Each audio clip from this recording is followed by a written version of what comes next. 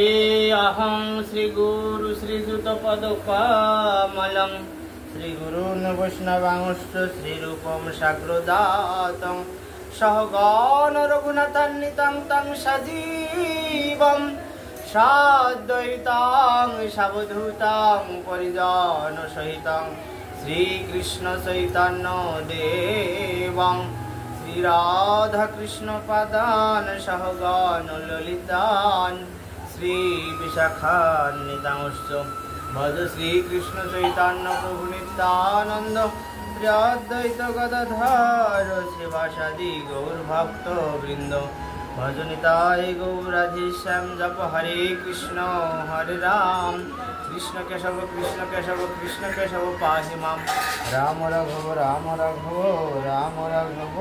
रक्ष माम् आजानुलम्बित भुजौ कनकावदातौ संकीर्तनैकपितरौ कमलायताक्षौ विश्वम्भरौ द्विजवरौ जुगधर्मपालौ वन्दे जगत्प्रियकरौ करुणावतारौ जस्यैकपादाम्बुज भक्तिलब्ध प्रेमाभिधान परम पुमार्थ तस्मै जगन्मङ्गलमङ्गलाय श्रीकृष्ण चैतन्य चन्द्राय नमो नमो धर्माय महते नमो कृष्णाय वेदसे ब्राह्मणेभ्यो नमस्कृत धर्मं वक्ष्य सनातन वाञ्छाकल्पतरुभ्यश्च कृपा सिन्धुभ्यो पतितानां पावनेभ्यो वैष्णवेभ्यो नमो नमो परम करुण वैष्णव अवतार की साधु गुरु वैष्णवेर गृहे आगमन की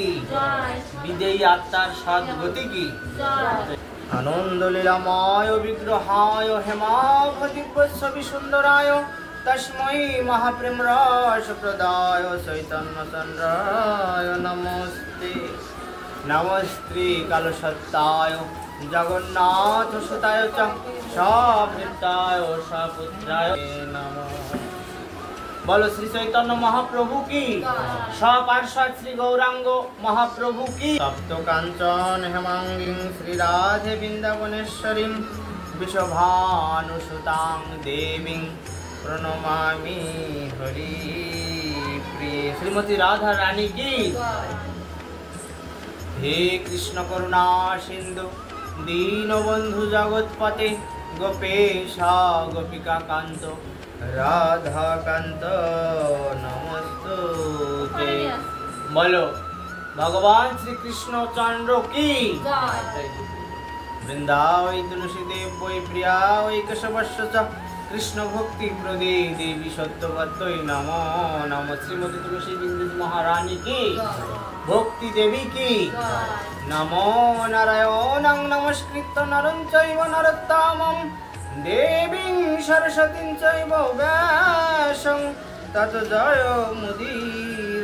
नर नारायण ऋषि की श्री माता सरस्वती देवी की व्यास अवतार की इतिज्ञाता नैमिषारण्ये गत वैगुण्ये विशाल पुण्ये सकल जनमान्ये भृगुनंदन शौनकादि षष्टि सहस्र ऋषि श्रोता श्रीनंदेरि नंदन चरण परायण परम करुणिक रोमहर्षण नंदन श्रीलासुत महाशय वक्ता ब्रह्मशास्त्रस्ताशय इंद्रप्रस्थे गंगा तीरस्थ महाराजाधिराज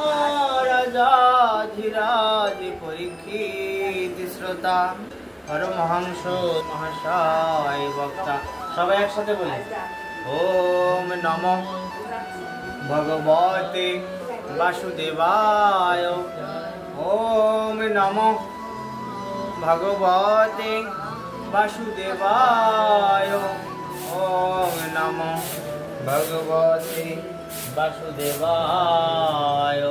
भगवान वासुदेव श्री कृष्ण की मूकं करोति वाचालं पंगुं लंघयाते गिरिं यत्कृपातमहं वन्दे श्रीकृष्ण चैतन्यमीश्वरं।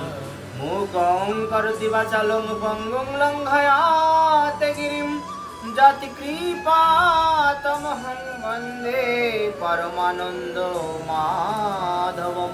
চৈতন্য চন্দ্র কি জয়। জয় শ্রী গুরু গৌর প্রেমানন্দে নিতাই গৌর সদানাথ কীর্তনে ভাগবত প্রেমানন্দে গৌর হরি হরি হরি বল নিতাই গৌর হরি হরি বল নিতাই গৌর।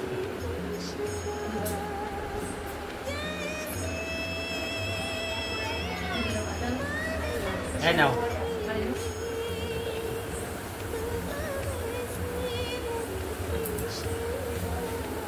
জয় নিতাই গৌর হরি বল, নিতাই গৌর হরি বল, নিতাই গৌর হরি হরি বল। দেখুন শ্রীমদ ভাগবত যে পরীক্ষিত মহারাজের সাপে কামড়ানোর একটা বিষয় আছে ভাগবতে, জানা আছে? যাই হোক, সাপে দংশন করে যখন নাগে 7 দিনের ভিতরে মৃত্যু হয়। ভাগবতের পরীক্ষিত জিজ্ঞাসা করছেন কাকে? যিনি ভাগবত বলছেন সুখদেব গোস্বামী পাদকে, শ্রী চরণ যুগল চন্দনে চর্চিত করিয়া, চন্দন দিয়ে অর্চনা করে বেশ পূজা করে তারপরে জিজ্ঞাসা করতেন সুখদেব গোস্বামীকে। তখন সুখদেবের বয়স কিন্তু মাত্র 16 বছর। কি জিজ্ঞাসা করছেন? কণ্ঠে মালা পরাইয়া দিলেন। তারপর গুরুপদে বরণ করিয়া শ্রী সুখদেবকে জিজ্ঞাসা করিলেন, মহারাজ পরীক্ষিত, কি? তাহার হস্তদয় কৃতাঞ্জলি, বস্ত্র গললগ্নিকৃত, বলে না গলায় বস্ত্র দিয়ে করো, আচ্ছা, আর দৃষ্টি ঢলো ঢলো। কখন কি বলে? প্রভুর মুখের দিকে তাকিয়ে সুখদেব গোস্বামী বলছে, কি আজ্ঞা দেবেন আমি সেটা শুনব, কারণ আজ থেকে 7 দিন পরেই তো আমার মৃত্যু হবে। পরীক্ষিত মহারাজ ভাবছেন। নয়ন ছল ছল, কণ্ঠ ভক্তি গদ গদ, বলছেন, গুরুদেব আমি জিজ্ঞাসা করিতেছি আসন্ন মৃত্যু জীবের কর্তব্য কি? যার যে জীবের মৃত্যু সামনে, সেই জীবের কর্তব্য কি তাহা আমাকে উপদেশ করুন। জিজ্ঞাসার উদ্দেশ্য শুধু শোনা নহে, মানে অনেকে জিজ্ঞাসা করে শুনে রাখে, কিন্তু শুনে কাজে লাগানোই তো আসল। তাই বলছেন, শোনার সঙ্গে সঙ্গে জীবনে প্রয়োগ করা এমন জিজ্ঞাসা দুর্লভ। যেমন হরিদাস ঠাকুরকে মহাপ্রভু বলছেন যে, হরিদাস তুমি আমার এমন ভক্ত যে ভগবানের আদেশ নির্দেশ শোনে এবং সেগুলো পালন করে। আবার অনেকে আছে বাইরে শুধু আইন কানুন নিয়ম শিখিয়ে বেড়ান, কিন্তু বাড়িতে সেটা নিজে পালেন না, আছেন না অনেকে? তুমি আমার এমনই ভক্ত হরিদাস, তুমি নিজে যেটা বলো সেটা অবশ্য অবশ্য গুরুত্ব সহকারে পালন করে দেখাও। তাহলে কি এমন ভক্ত দুর্লভ না? সহজে পাওয়া যায়। তাই ওই পরীক্ষিত মহারাজ এমনই ব্যক্তি, তিনি শোনার সঙ্গে সঙ্গে জীবনে প্রয়োগ করেন, সেই নির্দেশটা কর্মে পরিণত করেন। জিজ্ঞাসু মহারাজ পরে দিন গণিতেছেন, এরকম করে গুনি না আমরা, কদিন আছে আর? 7 দিনের একদিন প্রায় গত হয়ে গেল। আমাদের সকলেরই কিন্তু গণা উচিত, উচিত না? আমাদের কি দিন কি বাড়ছে? লোকে বলে বয়স বাড়ে, কিন্তু বয়স আসলে কমে। মানে হরিভজনের ভগবত কথা চিন্তা করার, একটা ভালো কিছু করার সময় আমাদের কিন্তু কমে যাচ্ছে, বাড়ছে কিন্তু নয়। তাই আমাদের সকলেরই কিন্তু হাত গোনা উচিত যে আমি আজকে ঠাকুরের কাজ করতে পারলাম না, দান করতে পারলাম না, ঠাকুর সেবায় যেতে পারলাম না, কালকে যদি আমি অসুস্থ হয়ে পড়ি, তাহলে তো তারপরে যদি বিছানা সজ্জা হয়ে পড়ি, তাহলে তো একদিন আমার মুখ দিয়ে আর হরিকথা বের হবে না। তাই সকলেরই গোনা উচিত, কিন্তু আমরা গণি না। 7 দিনের একদিন যখন গত হয়ে যাচ্ছে, তখন উনি ওই কথা ভাবছেন। প্রতিদিনই কিন্তু মৃত্যু কবলিত হইতেছি, আমরা মৃত্যুর কবলে পড়ছি না। আজ থেকে 1 মাস আগের একটা ছবি তুলে রাখবেন আপনার মোবাইল ফোনে বা কোথাও। 1 মাস পরে যখন আরেকটা নতুন ছবি তুলে পাশাপাশি দুটো ছবি রাখবেন, পার্থক্য দেখা যায় না? চেহারায় কিন্তু পার্থক্য দেখা যায়। বাড়িতে হয়তো সকলের সামনে মনে থাকে না, বোঝা যায় না, কিন্তু অপরিচিত অন্য লোককে দেখলে 1 মাস 2 মাস পরে দেখলে তুমি তো খারাপ হয়ে গেছে আগের চেয়ে। তাই বলছেন যে কাল আমাদেরকে এমন ভাবে নষ্ট করে দিচ্ছে, বেঁচে থাকার কোনো উপায় নেই। আমরা ভাবছি বেঁচে থাকবো, কিন্তু অত সহজ নয় বেঁচে থাকা, তাহলে তো সবাই বেঁচে থাকছে। তাই নশ্বর দেহ দৈহিকে আসক্ত হইয়া তাহা আমরা কিন্তু দেখি না, দেখিয়াও দেখি না, আমরা কিন্তু বুঝি কিন্তু অনুভব করি না। নিধনং পশ্যন্নপি না পশ্যাতি, রাত্রি যায় নিদ্রায়, আর কিসে? ভোগ বিলাসে, খাওয়া দাওয়া, হ্যাঁ, স্ত্রী সম্ভোগ, সন্তান সন্ততিদেরকে আদর সোহাগ করা, আর ঘুমে আমাদের রাত চলে গেল। আর দিবা যায় ধনার জন্যে, দিনের বেলা কিসে যায়? ধন সম্পদ কর্ম করে সেখান থেকে যে কর্মের রোজগার, জনের দাম বলে না, না নিয়ে আসলে তো সংসার চলছে না। দিনের বেলা তো চলে গেল আমাদের কর্মে, আর রাতের বেলা চলে গেল আমাদের ঘুমে আর স্ত্রীর সঙ্গে। তাহলে আমি হরিনাম করবো কখন? হরিনামের সময় আছে? তাই দেখুন, কত আমরা যারা এই সংসারে থাকি তারা আসলে পাপ পঙ্কিলতার ভিতরে থাকি। পাপ পঙ্কিলতা কেন? সংসারের মতো ভালো জিনিস নেই যদি সেখানে কৃষ্ণ ভজন হয়। আর যদি ভগবানের নাম চিন্তা ভজন সাধন পূজন না হয়, সেই সংসার ভূতের শ্রাদ্ধ ছাড়া আর কিছুই নয়। কারণ আজ আছে কাল নেই। সেই জন্য শাস্ত্র বলছেন, তাই বলছেন যে আমাদের দৃষ্টিপথে আমরা সবসময় কি দেখি? যেন মৃত্যুর মুখে আমরা রয়েছি। এই যে এখান থেকে বাড়িতে যাবো কিনা গ্যারান্টি আছে? নেই, মৃত্যুর মুখে রয়েছি। আচার্য শঙ্কর কি বলছেন? কাল ক্রীড়তি গচ্ছতায়ু, কাল চলে আয়ু কমে বাড়ে না। 1 বছরে 1 বছর বড় হই না, মৃত্যুর 1 বছর নিকটতর হই। মৃত্যুর 1 বছর কাছে চলে যায়। নীতিশাস্ত্রকার বলেন, আজ রামর বৎ প্রাজ্ঞ বিদ্যামর্থং চ চিন্তয়ে গৃহীত এব কেশে সুমৃত্যু না ধর্মমাচরে। কি বলছেন? যখন বিদ্যা অর্জন করি আর অর্থার্জনের প্রসঙ্গ, পয়সা করি আয় করার কথা যখন ওঠে, আর বিদ্যা অর্থাৎ স্কুল কলেজের একাডেমিক শিক্ষা আর কি নিজে কিছু শিক্ষা, পণ্ডিত হওয়া, তখন ভাবিবে বৃদ্ধ হইব না মরিব না। আমরা তাই ভাবি না? ধর্মাচরণের সময় প্রসঙ্গে যখন ভাবিবে আর সময় নাই, আমরা যদি ধর্ম করতে যাই, বলছে একাদশী ব্রত। একাদশী ব্রত কিন্তু সকলেরই করা উচিত। আগামী মনে হয় 24 তারিখে পড়েছে মোহিনী একাদশী। তাই এই যে একাদশী ব্রত আমি মাঝে কেন বলছি, প্রায় ভাগবতে কিন্তু বলি, আমরা তো কিছুই করতে পারি না, তাই 15 দিন অন্তর মাসে 2টো একাদশী পড়ে না? এই 2টো একাদশী যদি আমরা করি তাহলে কিন্তু আমাদের একটা মুক্তির উপায় ভগবান করে দিলেও করে দিতে পারেন। আর যদি কিছুই না করি তাহলে একবারেই নিয়ে গিয়ে জেলে পুরবেন। কোন জেলে? নরক জেলে, নরক কারাগার। এত কিছু পাপ পঙ্কিলতার ভিতরে আমরা থাকি, কারণ একবার কৃষ্ণ নামে যত পাপ হয়, জীবের সাধ্য নয় তত পাপ করে। কিন্তু আমাদের সেই কৃষ্ণ নাম করা হয় না, কৃষ্ণ নাম সাধন করা হয় না। তাহলে আমাদের এত দুর্গতি হতো? দেহ, মন আর কথা, এই 3টের ভিতরে কোনো অশুদ্ধতা আনা যাবে না। সবসময় সত্যবাদী, মনের ভিতরে কারোর প্রতি কোনো কুচিন্তা বা কারোর ক্ষতি করার চিন্তা থাকবে না।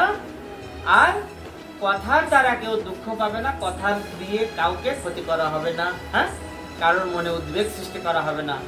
আর দেহ দিয়ে কোনো পাপ করা হবে না। মানে অনেকে বাড়ি দিল মাথায়, হ্যাঁ, দাঁতে কোপ দিল, তারপরে মারামারি করে, দেহ দিয়ে পাপ না? এগুলো আরো কত রকমের পাপ আছে। নানান পাপ চিন্তা করেও দেহ দিয়ে পাপ হয়। দেহ, মন আর কথা দিয়ে যদি আমরা পাপ মোটেই না করি 100 তখন কৃষ্ণ নামে তার প্রেম উপজয়। একবার কৃষ্ণ নামে যে ফল সে পাবে, সে কোটি জন্মেও তত পাপ সে করেনি। তার মানে কি সেই দেহ মন কথা কি আমাদের আসে না? তাই আমাদের এত দুর্গতি। শাস্ত্রে বলছেন, যখন আমরা ধর্মের কথা ভাববো যে আমরা একাদশী ব্রত করবো, এটা যদি আমি না করি সামনের দিন হয়তো আমি সময় পাবো না, হয় অসুখ হবে, মারাও তো যেতে পারি, তাহলে তার করা হলো না। তারপর কোনো বাড়িতে আত্মীয় স্বজন আসবে, আবল তাবল খাদ্য খাবার আসবে, হয়তো তার ভিতরে পারবো না, তাহলে আজকে থাকা আছে আমি এখনই করি। এই মনটা যদি আসে একাদশী ব্রত আর গঙ্গায় ডুব দিয়ে, অনেকে বলে গঙ্গায় ডুব দিলে মনের পাপ মলিনতা দূর হয় না, মনে পাপ রয়েছে বলে না অনেকে, কিন্তু হয়। গঙ্গা দেবীর সঙ্গে এমন চুক্তি আছে ভগবানের, তোমাতে ডুব দিলে পাপ ক্ষয় হবে, কিন্তু সেই পাপ ক্ষয় হওয়ার পরে তার যদি আবার সেই পাপ করার প্ররোচনা না জন্মে। একবার আমি ডুব দিলাম, দেওয়ার পর ভাবছি যে আবার অন্যায় করে, দুর্নীতি করে, গুম খুন করে আবার এসে ডুব দিলে আমি পাপ মুক্ত হয়ে যাবো, তাহলে হবে না। তাহলে গঙ্গা স্নান করতে করতে এমন অবস্থা তার হবে, মহাদস্য যদি হয়, তাহলে একদিন তার এমন মনের ভিতর হবে, হা প্রভু, আমি তো গঙ্গা স্নান রোজ রোজ করি, আবার বাড়িতে গিয়ে কুকর্ম করি, তা প্রভু এই যে আমি শেষবার তোমার এখানে স্নান করে যাচ্ছি গঙ্গা দেবী মায়ের জলে আমি আর করব না, মন পরিবর্তন হয়ে যায়। কেন? ওই গঙ্গায় কিন্তু অনেক সাধুরা এসে স্নান করে না, তারা কিন্তু ভালো, সৎ, ধার্মিক, তাদের ভগবানের উপরে তাদের নিষ্ঠা, তারা এসে বারবার স্নান করে, তাদের ধুলো গায়ের লাগায়, স্পর্শ ওই জলে কিন্তু থাকে। এই পুণ্য বলে পশুও কিন্তু, যার পশুর স্বভাব, সেই মানুষও কিন্তু বারবার ডুব দিতে দিতে দিতে ওই জীবনেই কিন্তু তার পরিবর্তন আসে। যখন পরিবর্তন এসে যাবে, তারপরে এক ডুব দিলে সব পরিষ্কার হয়ে যাবে পাপ, মনের পাপও চলে যায়। কিন্তু আমাদের সাধনা করতে হবে, বারবার যেতে হবে, প্রভুকে স্মরণ করতে হবে। চুলের মুঠি ধরিয়ে আছে যে নিতে আসবে মৃত্যু, তা আমাদের সময় আছে। সাধক কণ্ঠমালা কি বলছেন? 40 বা 50, 60 বা 70, 9 শতক, 40-50, অনেক এখন 30-এও ঘুরিয়ে যাচ্ছে না?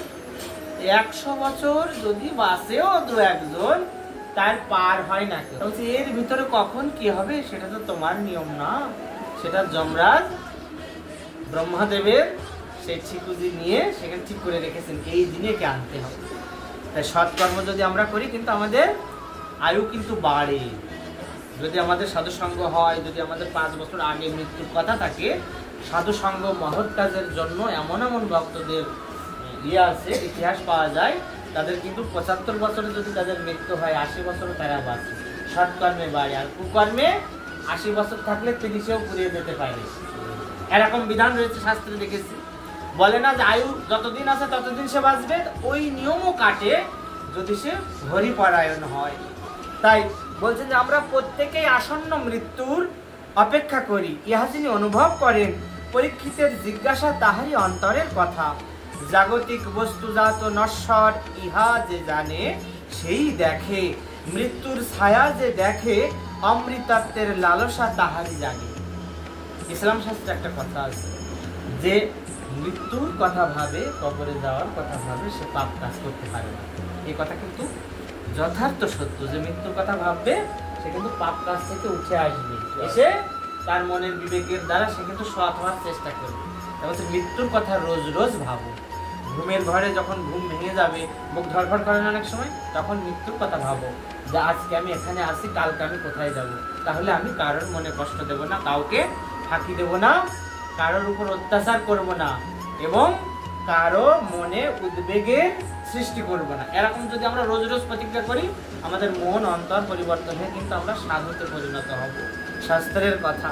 তা বলছে যে মৃত্যুর ছায়া দেখে, যে আজ আমি থাকবো, কাল থাকবো না, আজ আমি আছি, কাল থাকবো না, যে এরকম দেখে সেই অমৃতত্বের লালসা জাগার উপযোগী ব্যক্তি। প্রভুর কাছে যাওয়া, ভাগবত ধামে যাওয়া তারই সাজবে, সেই বুঝতে পারবে যে প্রভুকে সেবা ভজন পূজন করার কত সুখ। এই কথা যখন বললেন, মহারাজ পরীক্ষিতের জিজ্ঞাসায় শ্রী সুখদেব যে উত্তর দিলেন, তার বিস্তারিত রূপ এই শ্রী গ্রন্থ অর্থাৎ শ্রীমদ্ ভাগবত। প্রথমে শ্রী সুখ মহারাজের প্রশ্নের উচ্ছ্বসিত প্রশংসা করিলেন, বললেন বরিয়ানেশতে প্রশ্ন, বলছে তোমার প্রশ্ন অত্যুত্তম, মানে এত উত্তম, উত্তমের থেকেও উত্তম, যে মৃত্যুর যা কদিন বাদে তার কি করা উচিত, এর চেয়ে ভালো প্রশ্ন আর হয় না। তোমার যে পিতামহ অর্জুন, পরীক্ষিতের বাবা কে ছিলেন? অভিমন্যু। অভিমন্যুর বাবা মহাভারত যারা দেখেছেন অর্জুন। তা বলছে যে তোমার পিতামহ অর্থাৎ ঠাকুর দাদা অর্জুন যুদ্ধক্ষেত্রে গিয়া ভগবান শ্রীকৃষ্ণকে যে প্রশ্ন করিয়াছিলেন, তদপেক্ষা তোমার প্রশ্ন শ্রেষ্ঠ। অর্জুন ভগবানের কাছে গীতা জিজ্ঞাসা করছে না কুরুক্ষেত্রের মাঠে, যে যে প্রশ্ন করেছিলেন সে তো অবশ্যই খুবই গুরুত্ববহ, আমাদের সামাজিক, সাংসারিক, রাজনৈতিক জীবনে কাজে লাগে। কিন্তু তার সে তুমি যে প্রশ্ন করলে যে মৃত্যু কদিন বাদে যায়, তার এখন কি করলে এই নরকের হাত থেকে, পাপের হাত থেকে সে রক্ষা পাবে এবং ভগবানের আলয়ে যেতে পারবে, তাহলে তোমার দাদুর চেয়েও তোমার প্রশ্নটা খুবই উত্তম। রণাঙ্গনে সৈন্য দর্শনে বিষাদ যুক্ত হইয়া তিনি প্রশ্ন করিয়াছিলেন, যা শ্রেয় সন্নিষ্ঠিতাং ব্রোহিতান্মে, বলতে জানিতে চাহিয়াছিলেন যুদ্ধ করা আর না করা ইহার মধ্যে কোনটি শ্রেয়। অর্জুন জানতে চেয়েছে না যে যুদ্ধ করা আর যুদ্ধ না করা এর ভিতরে কোনটা শ্রেষ্ঠ। হে মাধব, ভগবানকে গীতায় জিজ্ঞাসা করেছেন অর্জুন কুরুক্ষেত্রের প্রান্তরে। তাহা বলিয়া যাও শুনি, আর তুমি জীবন সমরাঙ্গনে উপনীত হইয়া মনে করিতেছ আর তো বিলম্ব নাই, পারের সম্বল লইতে হইবে, তাই শুনিতে চাহিতেছ ভবকাণ্ডারী শ্রীহরির কথা। মানে আর যার সময় নেই, দেয়ালে যার পিঠ থেকে গেছে, সে কিন্তু ভগবানের নাম করে। তাই তোমার মৃত্যু তো আসন্ন, সাধন ভজনের আর সময় নেই। 7টা দিন তুমি পেয়েছো এই অভিশাপে, তুমি 7 দিন পরে তক্ষক নাগের দংশনে মারা যাবে। তাই তোমার এখন ইচ্ছা শুনিতে চাহিতেছ ভবকাণ্ডারী শ্রীহরির কথা। এই ভব সমুদ্র থেকে যিনি পার করেন তিনি ভবকাণ্ডারী ভগবান, তার কথা শুনতে চাইছো। অতএব তোমার প্রশ্ন বরিয়ান, দেহ গেহ স্ত্রী পুত্র পরিজন বিষয় সম্পদে আসক্ত জীবের আসন্ন মৃত্যুর দিকে চক্ষু পড়ে না। বিষয়ে যারা আসক্ত হয়ে আছে, সামনে যাদের মৃত্যু, দেখবেন শাস্ত্রে কি বলছেন যে এমন এমন মানুষ আছে সারা জীবনেও তাদের বিবেক ফেরে না। মৃত্যুর পথযাত্রী সেও কিন্তু খাসির গলায় চোখ দেয়, তাই না? জীব হত্যা করে, মানুষকে কটু কথা বলে, এটা ওটা কেটে চুরি করে নিয়ে এসে খায়। বলতে বিবেক ফেরে না বৃদ্ধ বয়সেও। তাহলে মানুষের কর্মফলের জন্য এমনটা হয়, পূর্বজন্মের প্রারব্ধ বলে। পূর্বজন্মের যে বলে পূর্বজন্মের ভাগ্যের পরিহাস, আগে যা করে এসেছি তা আমি আর এড়াতে পারছি না, সেই স্বভাবটা রয়েছে। তাই যদি থাকে, আমি যদি শ্রীহরিকে না বুঝি, তাহলে এখানে এসেও কিন্তু পাপ কর্ম করবে। এই পাপ কর্ম করতে করতে এমন একটা অবস্থা আসে যে দেয়ালে পিঠ থেকে যায়, তখন সে ভাবেই না আমি কাল মরবো কি কোথায় যাব। এমন লোক আছে। তা বলছে যে সে আসন্ন মৃত্যুর দিকে চক্ষু পড়ে না। তোমার পড়িয়াছে হে পরীক্ষিত, 7 দিন পরে যে তোমার মৃত্যু, তুমি বুঝতে পেরেছো? আত্মকল্যাণকারী ব্যক্তি মাত্রেরই এই মৃত্যুর কথা মনে পড়া উচিত। সকল সজ্জনের অন্তরেই তোমার জিজ্ঞাসা সদা জাগ্রত। তুমি শ্রীকৃষ্ণের চিহ্নিত দাস, আর মাতৃগর্ভে তিনি তোমাকে বাঁচাইয়াছিলেন। যখন কি অশ্বত্থামা দ্রোণাচার্যের পুত্র, তিনি কিন্তু বনের ভিতর থেকে যখন তাড়া করেছিলেন ভীম, তখন কিন্তু ব্রহ্মশির অস্ত্র প্রয়োগ করেছিলেন তাই অর্জুনের উপরে। ওই যখন ফিরিয়ে নিতে বলেন, ব্যাসদেব ওখানে ছিলেন, আরো অনেকে ছিলেন, তখন বলছেন যে আমি তো প্রভু ছেড়ে দিয়েছি ব্রহ্মশির অস্ত্র, অশ্বত্থামা বলে, কিন্তু আমার ফেরানোর মন্ত্র আমি শিখিনি। তাহলে আমি এখন কি করবো? তা বলছে কি ভুল করেছো? তোমার বাবা তোমাকে কেন শিখিয়েছে? তা তুমি কেন শিখেছো? তুমি যদি ফেরানোর মন্ত্র না শেখো, তুমি ফিরিয়ে নাও। তখন বলেছে তাহলে তুমি কোথায় ফেলবে? তখন অশ্বত্থামা ওই ব্রহ্মশির অস্ত্র পাণ্ডবদের বংশ যাতে আর না থাকে, দ্বারকায় ছিলেন ওই উত্তরা অভিমন্যুর স্ত্রী, তখন গর্ভবতী ছিলেন, মানে পরীক্ষিত ছিলেন মাতৃগর্ভে, ওই সময় ওখানে ছেড়ে দিলেন। তখন যখন ওই ব্রহ্মশির অস্ত্র ওখানে গেল, ভগবান এখান থেকে দেখছেন, কৃষ্ণ ছিলেন কিন্তু ওখানে, দেখছেন যে এই অস্ত্র যদি ছাড়ে তাহলে এই পাণ্ডবদের বংশ তো নষ্ট হয়ে যাবে। এই পরীক্ষিত নামে এই যে অভিমন্যুর স্ত্রী উত্তরার গর্ভে একটা খুব সুসন্তান আসছে, একে যদি আমি বাঁচাতে পারি, তাহলে আমি কথা দিয়েছিলাম এই পাণ্ডব বংশকে তোমাদেরকে আমি দেখভাল করবো, দেখাশোনা করবো। তখন উনি হাতে কি সুদর্শনকে স্মরণ করলেন, সুদর্শন ছেড়ে দিলেন।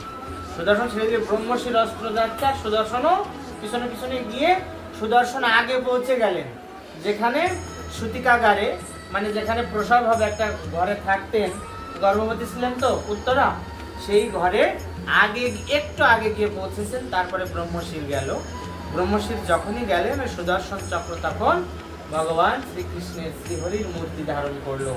তাই গৌর হরি বল বলুন, জয় জয় তাই গৌর সীতানাথ প্রেমানন্দে গৌর হরি হরি হরি। তখন ওই ব্রহ্মশির অস্ত্রের সামনে যখন চলে গেলেন সুদর্শন, ব্রহ্মশির অস্ত্র দেখছেন কি যে উনি স্বয়ং ভগবান, ভগবানের রূপ নিয়েছেন সুদর্শন। তখন ভগবানকে কিভাবে আমি বধ করব? তখন উনি ওই ব্রহ্মশির অস্ত্র একটা পুষ্পমাল্য অর্থাৎ ফুলের মালা হয়ে ভগবানের গলায় দৃশ্যমান হতে লাগলেন, ঝুলে পড়লেন সেই ব্রহ্মশির অস্ত্র। তখন পরীক্ষিত বেঁচে গেল। এই ব্রহ্মশির অস্ত্র থেকে রক্ষা করলেন। সেই পরীক্ষিত আবার কিন্তু 7 দিন পরে এখন অভিশাপ পেয়ে, শামিক মুনির অভিশাপ পেয়ে, শৃঙ্গি মুনির অভিশাপ পেয়ে ওই 7 দিন পরে মৃত্যুবরণ ব্যাপকভাবে প্রসারিত হলো, প্রচার হলো ভাগবতের এখান থেকে।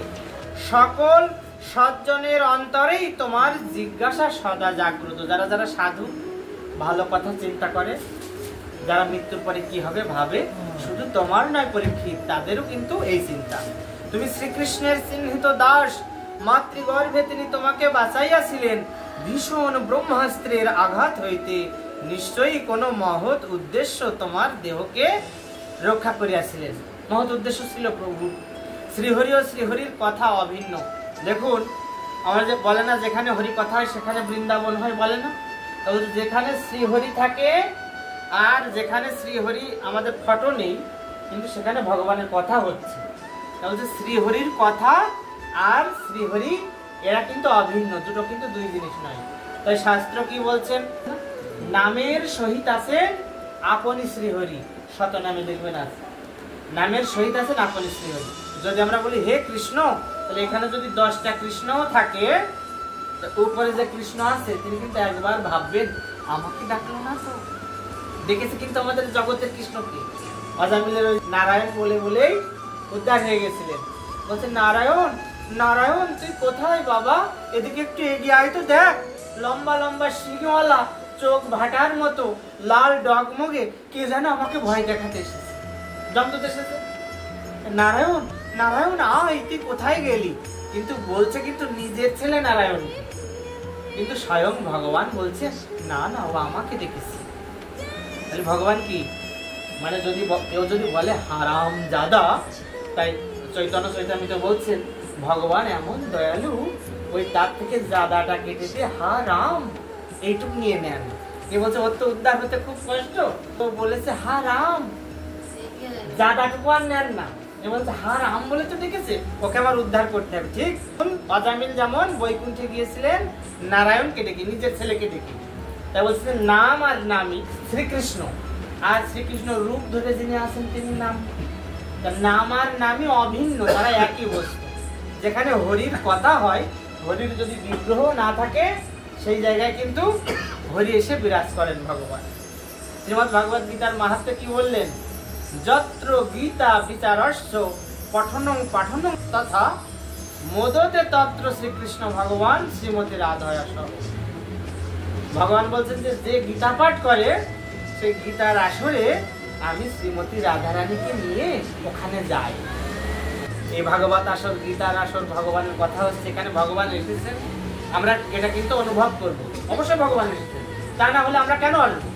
আমরা কি শুধু দুটো ফল বাতাসা মিষ্টির আশায় আসি?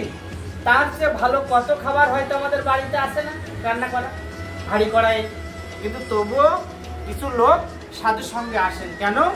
যে এখানে যে মিষ্ট কথা আছে, ভগবত সম্বন্ধে যে আস্বাদন আছে, তাই আমার বাড়িতে রাখা ভালো মন্দের চেয়ে অনেক গুণ সুমিষ্ট এবং গুরুত্বপূর্ণ, তাই এই হরি কথা শুনতে আসে, তাই নয়? তাছাড়া কেউ কিন্তু জোর করে কাউকে হরিসভায় আনানো যায় না। বলে কি যে না যাবো না, কারণ আমার অনেকে বলেন যে আমার ঘরে চাল রয়েছে, আমি একাদশী থাকতে যাবো কেন? হ্যাঁ, তাদের সঙ্গে তর্কেও পারা যাবে না, বলছে তাদের এড়িয়ে চলো।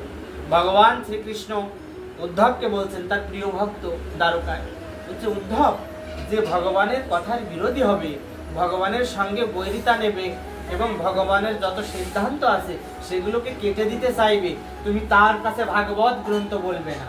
পরিষ্কার বলে দিয়েছে যে আমার আরো নাম করা ভক্ত বা আমাকে ডাকা খোঁজার লোক আরো আছে, তাকে জোর করে শেখাতে যাবে না। তাহলে তোমার মনে খারাপ লাগবে, ভগবান সম্বন্ধে এরকম কথা বলছে, তুমি তো আমাকে ভালোবাসো।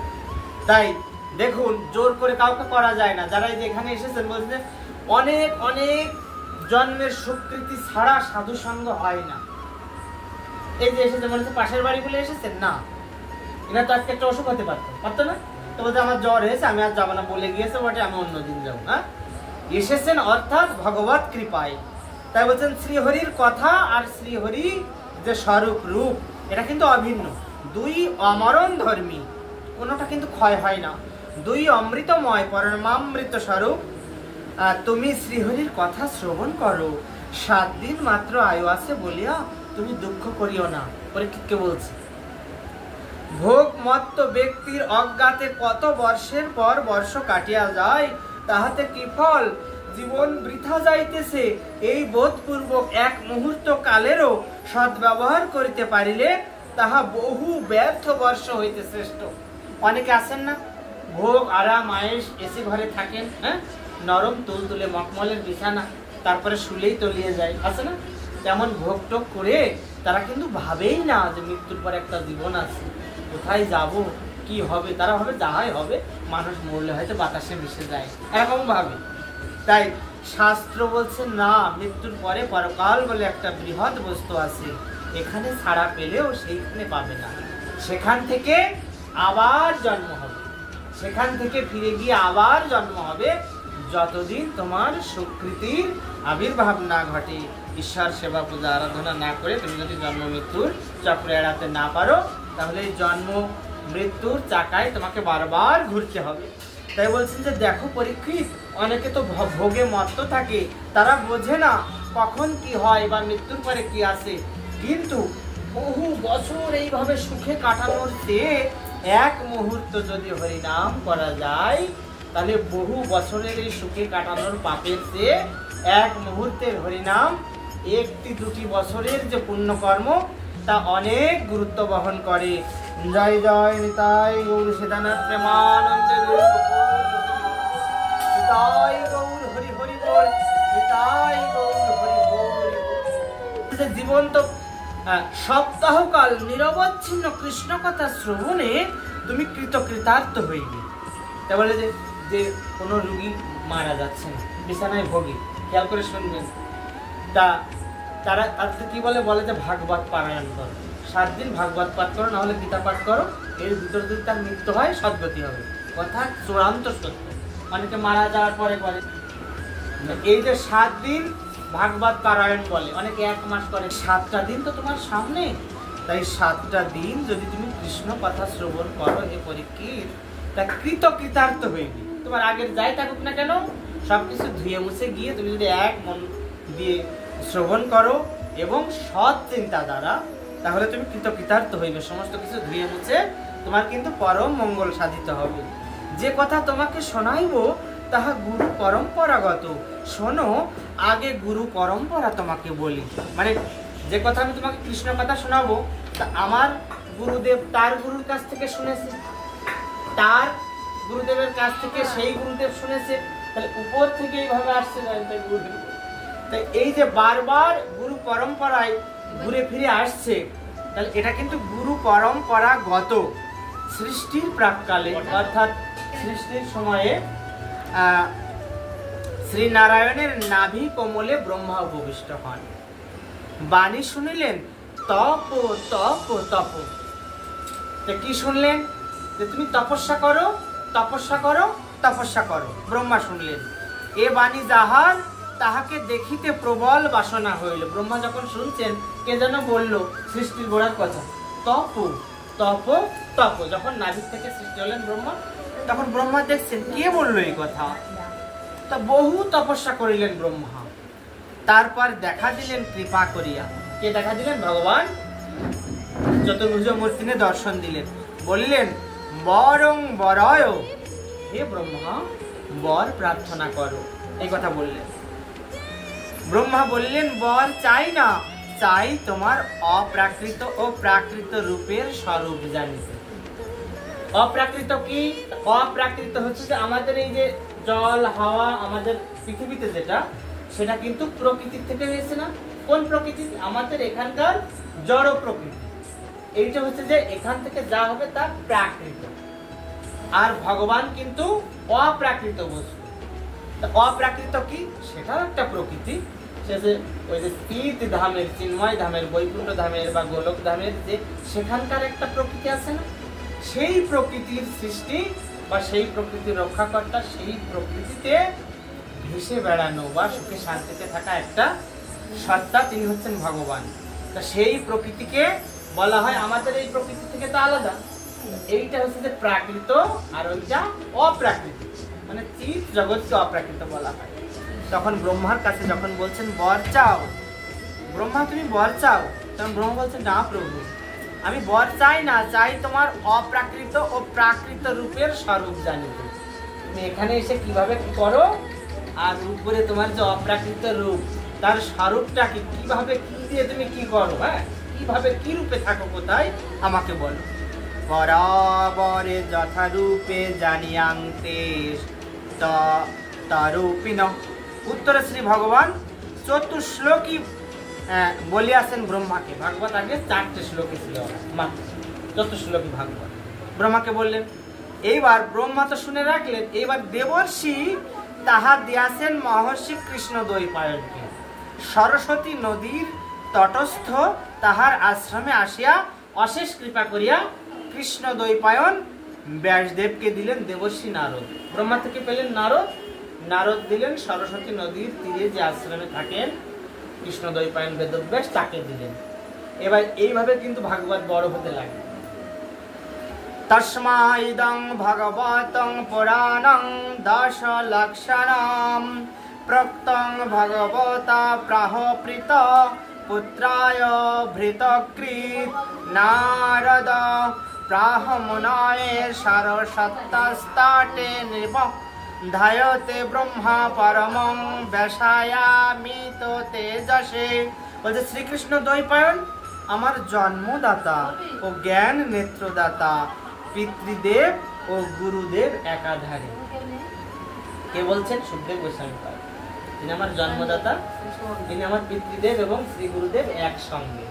অনেক ভালো যদি গুরুদেব হন, আমাদের সংসারে সন্তানেরা দীক্ষা নেন।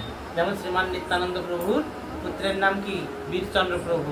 দীক্ষা নিয়েছিলেন প্রভুর কাছ থেকে, পিতা পুত্র। তাই আমার বাবার কাছে আমি একদিন জিজ্ঞাসা করছি, আমার বাবা গুরুগিরি করতে, বাবা তোমার কাছ থেকে মন্ত্র নেব। তা বলছে মন্ত্র নিয়ে মন্ত্র রক্ষা করা কঠিন। যেমন আমি যদি দুটো কথা বললাম, তুমি আমাকে বাবা ভেবে এড়িয়ে গেলে, বাড়ির লোক কিছু বলবে না। এতে কিন্তু গুরুদেবের যে প্রতি ভক্তি নিষ্ঠা সেটা কিন্তু উঠে যায়। এই জন্যই বাড়ির ভিতরে মন্ত্র দেওয়া নিষেধ। তাই গুরুদেব কথা ঠিক, এই মর্যাদা রাখতে পারবে না। দূরের হলে একটু ভয়ে, একটু মার্জিনে বলো না, একটু পর্দায় কাজ হয়। কি ভাববে গুরুদেব, গিয়ে আমার কথা বলে বেড়াবে, বাবা বাবা এত ধমক দিয়ে ফিরে যাবে। এই জন্য মর্যাদা রক্ষা পায় না। তাই পিতৃদেবের কাছ থেকে মন্ত্র নিয়ে আমাদের কিন্তু নিষেধ। যে পারে সে পারে। দাপরের শেষ ভাগে আমি পিতার নিকট শ্রীমদ ভাগবত অধ্যয়ন করেছিলাম। সুখদেব গোস্বামী পাদ বলছেন, তারপরে যখন শেষ হয়ে গেল, বাবার কাছ থেকে অর্থাৎ বেদব্যাসের কাছ থেকে আমি পড়েছিলাম, অধ্যয়ন করেছিলাম, শুনেছিলাম। আমার পিতৃদত্ত মহাসম্পদ তোমাকে দিব। হরি বল। জয় জয় সুখদেব এবং পরীক্ষিত মহারাজের যে অমৃতত্ব প্রসঙ্গ প্রেমানন্দে নিতাই গৌর হরি হরি বল, হরি বল, হরি বল। আমার পিতার কাছ থেকে যে সম্পদ আমি পেয়েছি, হে মহারাজ পরীক্ষিত, আমি আপনাকে আস্থা দেব। তো মধুর কথা শুনিয়া তুমিও মধুময় হইবে। ভগবানের কথা কিন্তু মধুর, তুমিও মধুময় হইবে। এই মাধুর্য মণ্ডিত ভাগবতী কথা যে কত চিত্তাকর্ষী, তাহা তোমাকে কি করিয়া যে বুঝাইব মহারাজ পরীক্ষিত, এ তো বোঝানো যায় না। এত মন আকর্ষণ করে নেওয়া এই মধুর অমৃত আস্বাদন। নিজের দৃষ্টান্তই দেই, আমি নিজের দৃষ্টান্তই দেই, শোনো। নিজের থেকে বোঝাচ্ছেন, আমি ছিলাম নির্গুণ নিরঞ্জন ব্রহ্মনিষ্ঠ, ছিলাম ব্রহ্মজ্ঞান সমুদ্রে সম্পূর্ণ নিমগ্ন। শ্রী ভাগবতী কথার এমনই অপূর্ব মহিমা ও মহাকর্ষণী শক্তি যে আমাকে বলপূর্বক আকর্ষণ করিয়া গৃহীত চেতা অর্থাৎ সমাধুর্যার সাধনে পরম লোভাতুর করিয়াছিল। আমি সংসারে ছিলাম, কিন্তু ভগবানের কথার এমনই মধুরতা, যেমন একটা যদি লাইট জ্বলে সেখানে কিন্তু পতঙ্গ পোকামাকড় উড়ে গিয়ে পড়ে, আমি ঘরে থাকতে পারলাম না সংসারে। আমি সেই ভগবতী কথার আসরে, ভগবত কথার আলোয়ে আমার সেই পিতৃদেব শ্রী গুরুদেব একাধারে যিনি আমার জন্মদাতা, তার কাছে গিয়ে আমি ভাগবত অধ্যয়ন করলাম। ভগবানের কথায় এমনই মধুরতা। শ্রীকৃষ্ণ দ্বৈপায়ন বলছেন যে আমি মৌনী ছিলাম, আমি চুপচাপ ছিলাম। পিতার পুত্ররে পুত্ররে ডাকে সাড়া দেই নাই। পুত্র পুত্র পুত্র বলে ডাকে।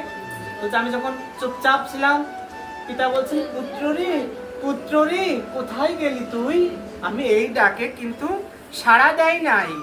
আজ তোমার কাছে মুখর হইয়া মধুর কথা বলিব। বাবা ডেকেছিলেন না যখন গৃহ ছাড়েন সুখদেব গোস্বামী, তখন বলছে আমি সাড়া দিইনি কেন? সংসারে গেলেই আমার দ্বারাই আর কৃষ্ণ ভজন সম্ভব হবে না। আমি সংসারের মোহমায়ায় সরজলে বিদ্ধ হয়ে আমি শুধু সংসারের ভিতরেই ঘূর্ণি পাকে যেমন বায়ু আবর্তন হয়, ঘুরপাক খায়, সেরকমই আমি ঘুরবো একটা তৃণখণ্ডের মতো। তাই সেই ডাকে আমি সাড়া দিই নাই। হে রাজন, আজ তোমার কাছে মুখর হইয়া মধুর কথা বলিব। বাবার ডাকের চেয়েও এই মধুময় কথা অত্যন্ত উৎকৃষ্ট। পিতা শ্রীকৃষ্ণ দ্বৈপায়নের অনুগ্রহে ও শ্রীকৃষ্ণ কৃপা প্রাপ্ত তোমার আগ্রহে মধু ব্রহ্মের কথা আরো মধুময় হইয়া প্রবাহিত হইবে। এখানে সেই কৃষ্ণ কথা যদি আবার আমরা সরল কথা বলি না, ঘাটাঘাটি করা, যদি সেটা আবার ঘাটাঘাটি করি তার সৌরভ আরো বিস্তৃত হবে, সৌরভ কিন্তু কমে যাবে না। তুমি সানন্দে এই ভগবত কথা সমুদ্রে অবগাহন করো। নিতাই গৌর সীতানাথ প্রেমানন্দে হরি হরি বল। তখন বলছে শ্রী ভাগবতের স্বরূপ কি? এই যে ভাগবতের স্বরূপ কি, ভাগবতের রূপটা কি আসলে? শ্রী গ্রন্থের স্বরূপ শ্রী শুক নিজেই ব্যক্ত করিয়াছেন। কিভাবে? ইদং ভগবতাং নাম পুরাণং ব্রহ্ম সম্মিতম। ব্রহ্ম সম্মিতং পদের শ্রীধর স্বামী দুইটি অর্থ করিয়াছেন। ব্রহ্ম পদে বেদ এবং সম্মতি পদে তুল্য। ভাগবত বেদ তুল্য গ্রন্থ। আমাদের সনাতন শাস্ত্রের আদি এবং প্রধান গ্রন্থের নাম হচ্ছে শ্রীবেদ, যার আরেক নাম শ্রুতি। একটু জোরে বলবে। বেদের অপর নাম শ্রুতি, কারণ শুনে শুনে মুখস্থ করতে হতো গুরুগৃহে। তখন তো ছাপাখানা ছিল না। আর বেদটা যখন এসেছিলেন গ্রন্থ আদিতে পাওয়া যায়, তখন কিন্তু একটা যখন মন্ত্রগুলো আসছে আস্তে আস্তে দেবতার রূপ হয়ে গেল, সেইগুলো আটলেন একটা বইয়ের রূপ হয়ে গেল। এইভাবে যখন মুনিরা ধ্যান করছেন, অত্যন্ত মৌনী হয়ে ভগবত চিন্তা করছেন, তখন ওই বেদের যে মন্ত্রগুলো, মন্ত্র সূক্ত ব্রাহ্মণ আছে, সমস্তগুলো দেখছেন যে উঠতে উঠতে এসে মূর্তি হয়ে আবার একটা গ্রন্থ হয়ে গেল। বেদে প্রবৃত্তি মার্গ এবং নিবৃত্তি মার্গ, কি করলে এই সংসারের মঙ্গল হয় সেটাও আছে। লক্ষ্মী পূজা করো, দেবতাদের পূজা করো, উষা সবিতা, সরস্বতী, নানান রকমের দেবতার কথা আছে, তাহলে আমাদের সংসারে ভালো হবে। আর বলছেন নিবৃত্তি মার্গের উপাসনা করো, ভগবানের কি রূপ বুঝলে, কিভাবে ভগবানকে আরাধনা করলে এই জড়ময় সংসারে আর ফিরে আসতে আমাদের হবে না, সেটাও আছে কিন্তু বেদে।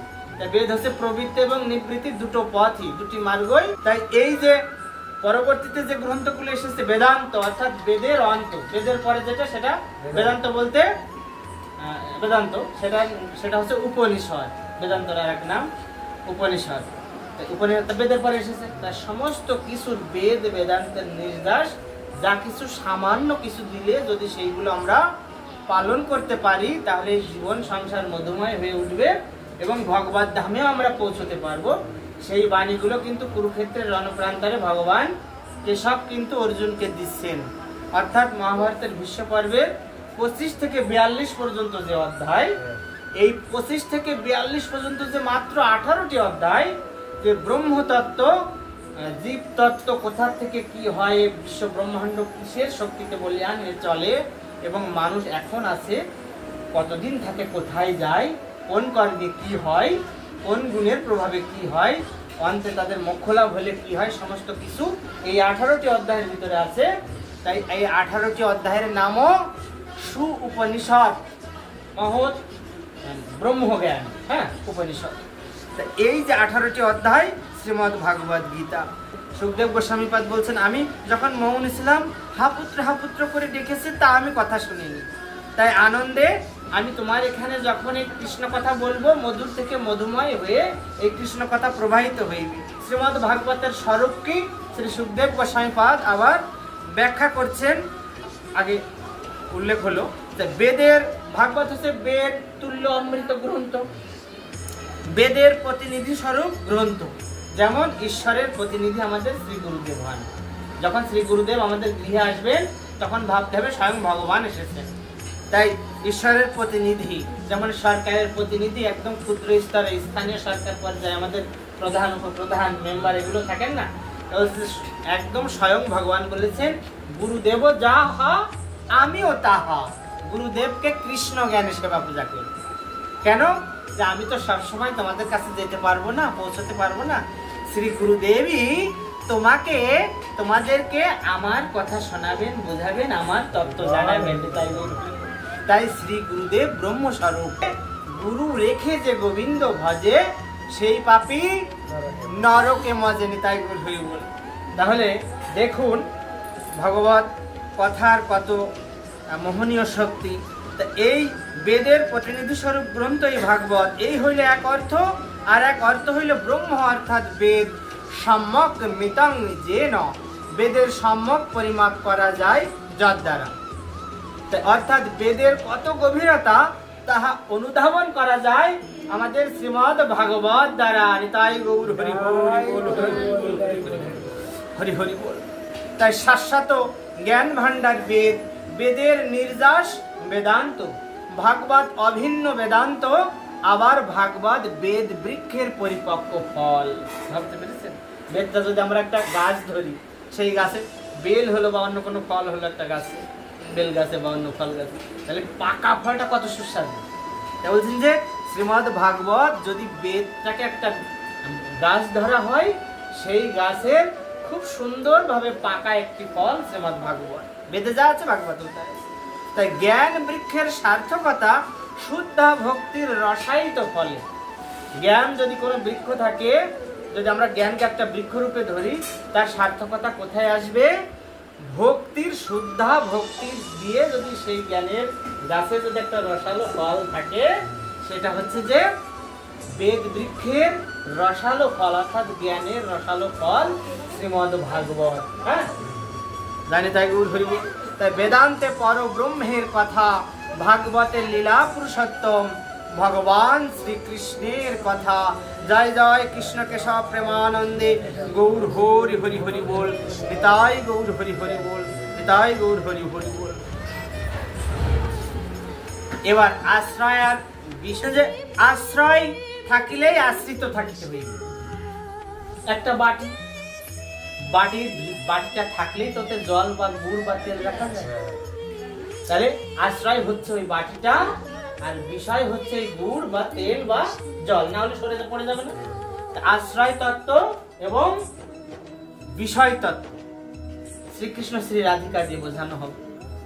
তাই বলছেন আশ্রিতের শাস্ত্রীয় নাম বিষয়। যিনি ওই আশ্রয়ে আছেন তার শাস্ত্রে বলে বিষয়।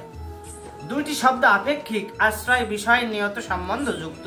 পত্নী থাকিলেই ভাবিতে হইবে তাহার পতি আছে। পত্নী থাকলে মানে স্ত্রী থাকলে ভাববেন, যদি শাখা সিঁদুর থাকে ভাববেন এর স্বামী আছে, দেখা লাগেনি। তাই বলছেন যে পত্নী থাকিলেই যেমন পতি আছে, যুগলেই সত্তা, একের সার্থকতা অন্যে পর্যাপ্ত। একজন না থাকলে কিন্তু আর একজন মানাবে না, বলবে লক্ষ্মী ছাড়া না হয়। বলছে একের সার্থকতা অন্যে পর্যাপ্ত। ব্যাকরণে আশ্রয় বলে কর্তাকে, বিষয় হয় ক্রিয়াকর্ম করণাদি। কিন্তু দর্শন শাস্ত্রে আশ্রয় বলে জ্ঞাতাকে, যিনি জানেন। বিষয় হইল জ্ঞেয় যাবৎ কিছু। রসশাস্ত্রে রস থাকে যে আধারে, সে হয় আশ্রয় আলম্বন। যাকে অবলম্বন করিয়া রস সৃষ্টি, সে হয় বিষয়ালম্বন। যথা কৃষ্ণে আশ্রয় যে রতি, তাহার আলম্বন রাধা। কৃষ্ণে আশ্রয়, কৃষ্ণ আশ্রয়। এই বাটিটা যদি ধরি শ্রীকৃষ্ণ, তাহলে এই বাটির ভিতরে আছেন রাধা রানী। তার মানে বিষয় রাধা রানী, আশ্রয় শ্রীকৃষ্ণ, সেইটা বলছেন। তাই যাকে অবলম্বন করিয়া রস সৃষ্টি হয়, সে বিষয়ালম্বন। যথা কৃষ্ণে আশ্রয়ে যে রতি, তাহার আলম্বন রাধা। আশ্রয় বস্তুকে ধরিয়া রাখে, যে খাটখানিতে শুইয়া আছি ওটি আমার আশ্রয়। আর ওটি সরিয়া গেলে আমি পড়িয়া যাইব ওখানে থেকে। যদি কেউ পিঠের থেকে টান দিয়ে নিয়ে নেয়, তাহলে আমি সরিয়া যাইব। আবার খাটখানি দণ্ডায়মান আছে ধরণীর বক্ষে।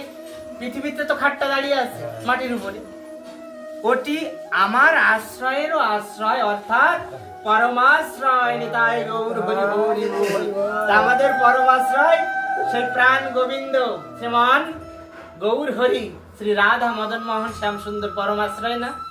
আশ্রয়েরও আশ্রয়। আমরা আছি একটা গৃহের ভিতরে, হ্যাঁ, বা আমরা শ্রী গুরুকে আশ্রয় করে আসি, সেই শ্রী গুরুদেবেরও যিনি আশ্রয় তিনি পরমাশ্রয়। তাই বলছেন আশ্রয়েরও আশ্রয়, পরমাশ্রয়। শ্রীকৃষ্ণ হইতেছেন নিখিল বিশ্বের পরম অবলম্বন, চরমাশ্রয়। তাহার অন্তরঙ্গা স্বরূপ শক্তির কার্য অনন্ত লীলা প্রকটন। অন্তরঙ্গা যে স্বরূপ শক্তি, তার কাজ হচ্ছে যে অনন্ত লীলা প্রকাশ করে ভগবানের। বহিরঙ্গা যে মায়া শক্তি আছে, সেই মায়া শক্তির কার্য বা কাজ বৈচিত্র্যময় প্রপঞ্চ রচন। যে আমাদের এখানে কেউ কানা, কেউ ঘোড়া, কেউ সুন্দর, কেউ লম্বা, কেউ বেটে, হ্যাঁ, কারো ধন আছে, কেউ নির্ধন। কোনো গাছ আছে তাতে ফল নেই, কোনো গাছে ফল আছে কিন্তু পাতা অল্প। বৈচিত্র্য কাকে বলে? মানে একটা থেকে একটা আলাদা, বিভিন্ন ধরনের পার্থক্য।